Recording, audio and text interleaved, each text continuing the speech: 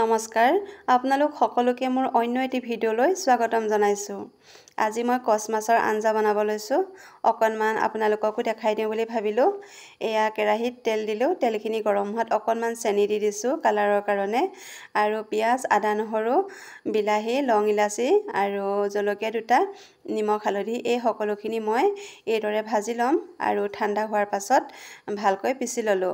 আৰু সেই কেৰাহীতে মই মাছ কেইটুকুৰ দি দিলো, কচ মাছ, আৰু মাছ কেইটুকুৰ সৰু সৰুকৈ কাটি লৈছো মাংসৰ দৰে, যিহেতু আজি মাংস ৰন্ধাৰ দৰে ৰান্ধিছো। আৰু কেৰাহীত কিন্তু তেল বেছি নাছিলে, মাছৰ পৰা তেল ইমানখিনি ওলাই গৈছে চাওকচোন। এতিয়া পিয়াজ, নহৰু, আদা বটাখিনি মই ইয়াৰ ওপৰতে ঢালি দিলো, আৰু এইদৰে খাই চাবচোন আপোনালোকেও, বহুতে ভাল হয় খাবলৈ। মাংস লাগে ফ্লেভাৰটো। আৰু এয়া মোৰ আঞ্জা প্ৰায় ৰেডি হৈ গৈছে। আৰু আপোনালোকৰ বাৰু উইকলি চেলেঞ্জবিলাক কমপ্লিট হ'লনে জনাবচোন। মোৰ পিছে এবাৰ কমপ্লিট নাই হোৱা। এইবাৰ ফেচবুকে মোক বহুতখিনিয়ে দি দিছে উইকলি চেলেঞ্জ, 30টা দিছে, আৰু মই দিনটোত 5টাকেহে পষ্ট কৰোঁ যিকোনো, গতিকে মোৰ চাকৈ শুকুৰবাৰ শনিবাৰ পাই যাবগৈ। আৰু সেয়াই হ'ব, লাহে লাহে দি থাকিলেও, নহয়নে বাৰু।